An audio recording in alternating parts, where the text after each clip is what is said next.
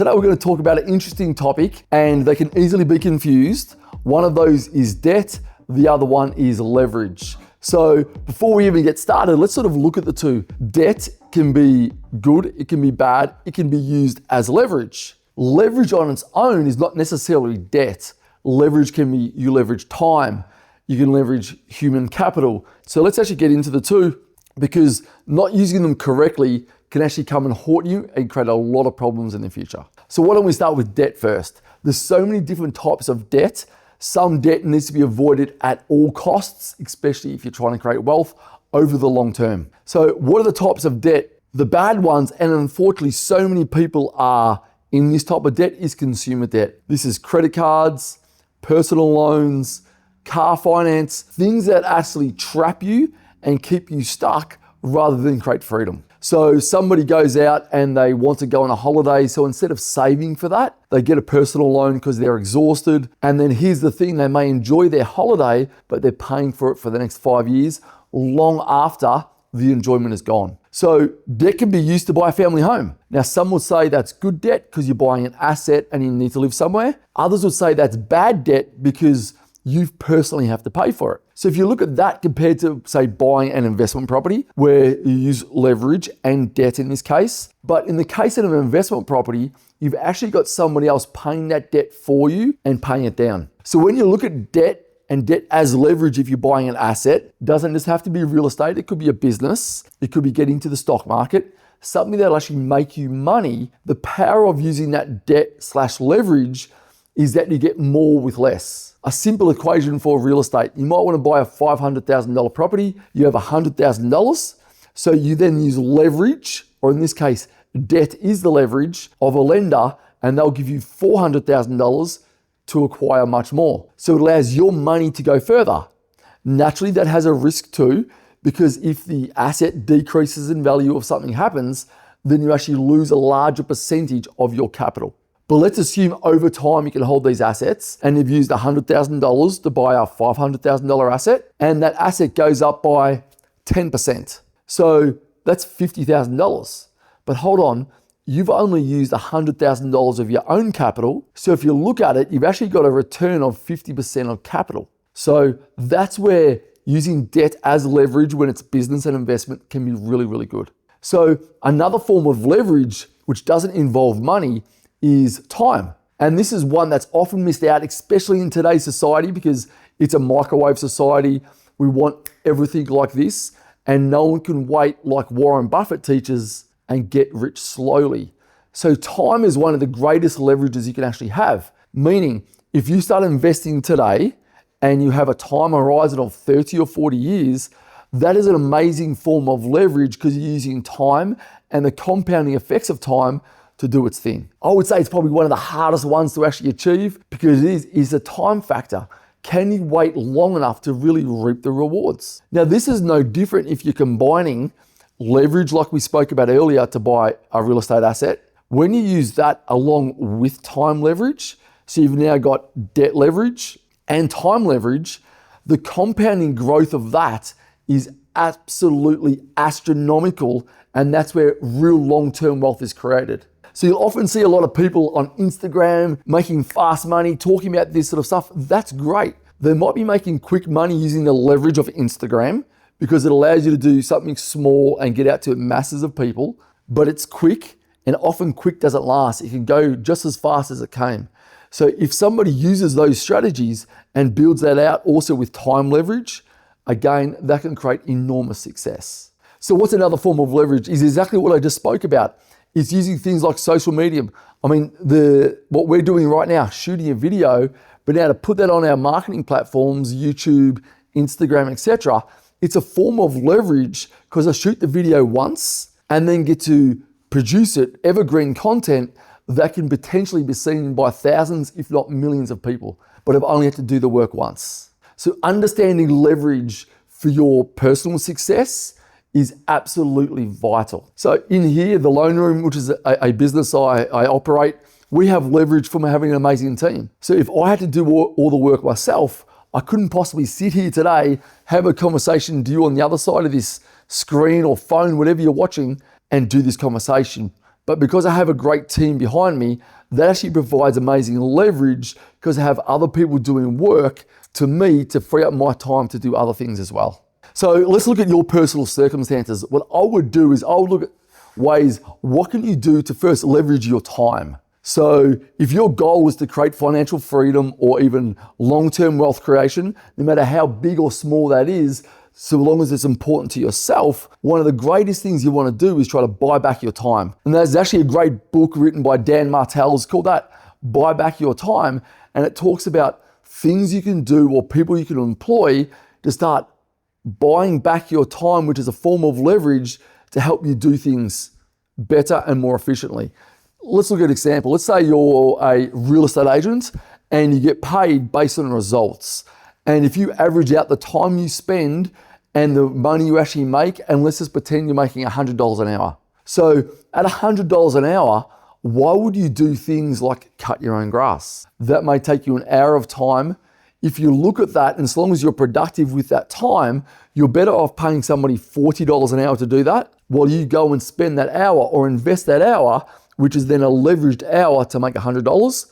The difference is $60. No difference with cleaning your home. It gets to the point where the more you get to outsource the activities that don't produce the results, the more leverage, in this case, time leverage you're actually creating. That time leverage then allows you to do what you're best at. That actually creates then more resources to allow you to create more time leverage, and that actually compounds. So the more time you get to create, the more resources you get to create, which then compounds around, and then the more time you get to create again. That time you create doesn't necessarily need to be spent working. One of the greatest investments could be spending more time with your family, with your significant other, and with your children. Instead of needing to work, clean the house in the weekends, do the gardens, you've actually created leverage in your family life that enables you to turn around and invest your time where it's most productive. Not always about creating money, about creating memories and magic moments as well. Let's come back to the greatest form of leverage, and I suppose the leverage that most people really understand is where it comes to wealth creation. So leverage, in this case, we're using debt, can also be a very big double-edged sword. So whenever you use leverage or debt to acquire more assets, it's important you then protect that to protect any downside that may happen. One of the greatest forms of protection, I believe, when you're using leverage is to put that in with the leverage of time.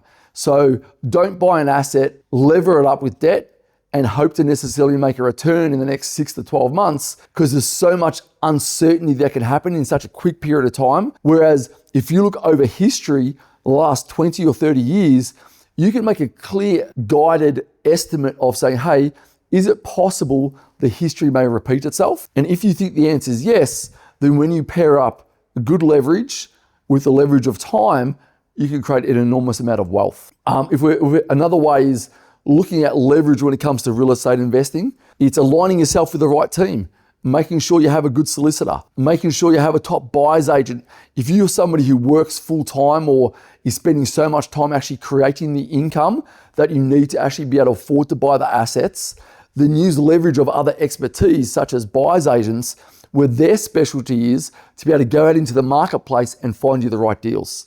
So you may pay $20,000 or $30,000 for the right professional to do that for you. But if you're leveraging their skill set, their contacts, that potentially will actually enable you to buy an asset that may make you $100,000 because they've bought the right asset at the right time, and that there in itself can potentially make you a lot of money. So it's important when you're looking at this, not to look at, but I'm using a buyer's agent, that's going to cost me $20,000. No, it's an investment into somebody who's leveraging their expertise, that $20,000 should make you $50,000 to $100,000 potentially the next 12 months because of the type of asset they've been able to buy, which maybe you couldn't have actually done so on your own. Really, really important. Look at your mortgage broker. Having the mortgage broker on your team is another form of leverage where we're leveraging out an expertise, and if it's done correctly, can save you an absolute fortune in interest, in structure, and if it's done correctly, can enable you to continue to actually grow your portfolio. So getting the right advice, another great form of leverage to actually do that and build that out. Let's look at some serious and potential pitfalls when using leverage. One, never over leverage.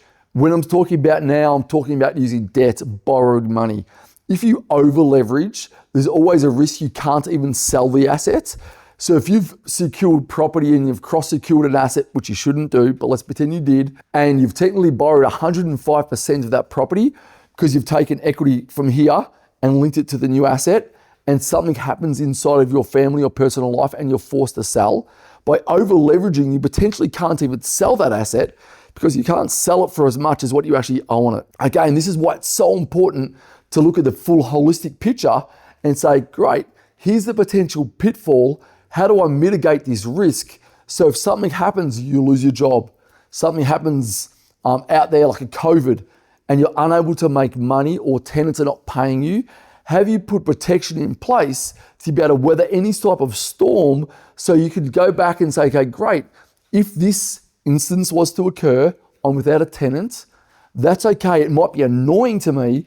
However, I've put into protection and measures, cash reserves that can get over that hurdle. So then you can go back to using the ultimate leverage, which is time and then compounded results of your asset growth. So always be super careful and have backup plans, ideally plenty of cash whenever you're looking to use debt, so that you've actually put down the worst case scenario and know if that actually happens, you can ride through that storm at any time and it doesn't actually affect your personal life and your family circumstances. So what I really want you to take from this is understand, first, you always need to understand where you're trying to get to.